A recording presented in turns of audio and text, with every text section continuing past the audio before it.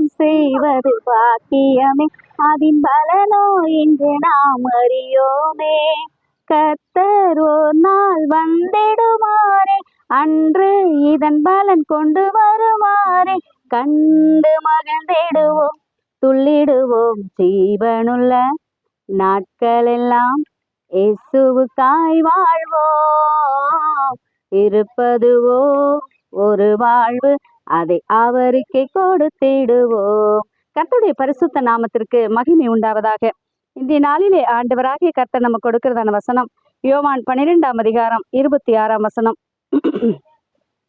ஒருவன் எனக்கு ஊழியம் செய்தால் அவனை பிதாவானவர் கனம் பண்ணுவார். ஆமென். பிரியமானவர்களே, ஆண்டவராகிய கர்த்தருக்கு நாம் ஊழியம் செய்யும் பொழுது பிதாவானவர் கனம் பண்ணுவார்.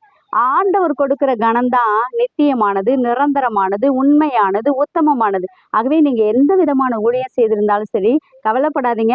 ஆண்டவர் உங்களுக்கு நன்மை செய்ய போகிறார். ஆண்டவர் உங்களை ஆசீர்வதிக்க போகிறார். ஆண்டவருக்கு சந்தோஷமா ஊழியம் செய்யுங்க. ஆண்டவர் கொடுக்கிற ஆசீர்வாதத்தை பெற்றுக்கொள்ளுங்க. ஆண்டவராகிய கர்த்தர் நம்மை ஆசீர்வதித்து வழி நடத்துவாராக. ஆமென்.